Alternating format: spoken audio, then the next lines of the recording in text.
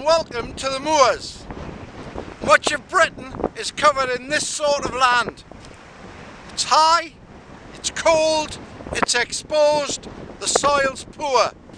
At the moment they use it either for sheep or for grouse hunting. It's not a good area to bug out to. However, it's just not one uniform mass. There are things to look for. Here we've got a typical grass and heather moor.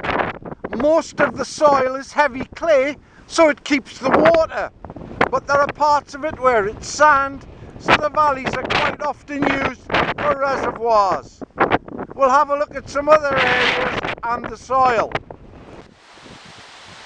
The vegetation isn't uniform, but when we see this stuff, we know it's going to be wet.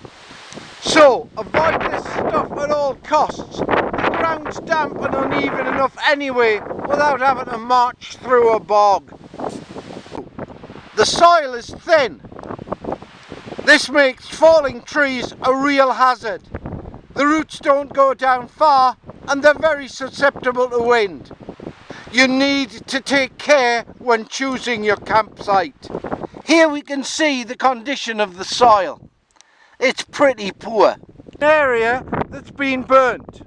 This is quite common. It's to allow the animals to feed on the fresh growing shoots.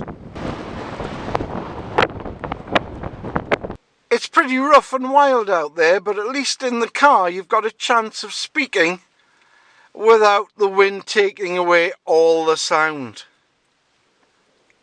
Here we're not too far away from civilization.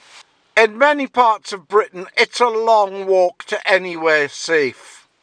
Well, without further ado, I'm going to get out there and see if I can set up my bivvy with the equipment I normally carry.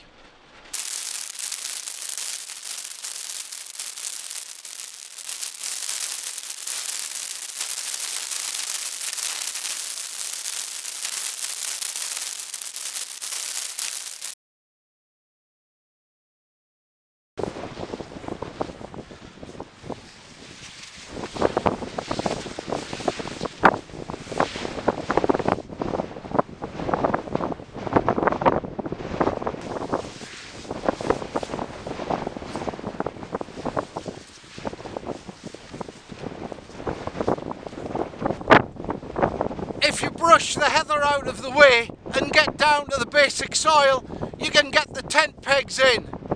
Providing you keep an eye on all your kit, it's not too difficult. We'll put this one up as a pass. It's comfortable inside because of the heather. It'll also be warm, but beware, the ground is very wet here underneath the heather.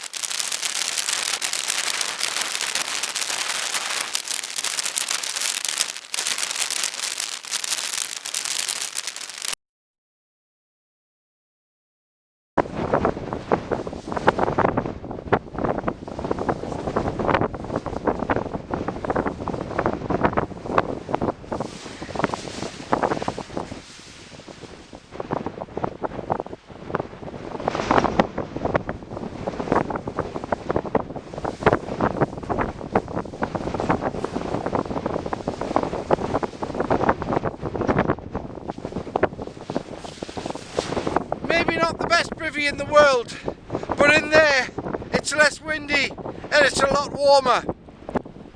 With a little bit more practice and adjustment, we could have a very effective overnight shelter that'll get you out of the elements, that could save your life.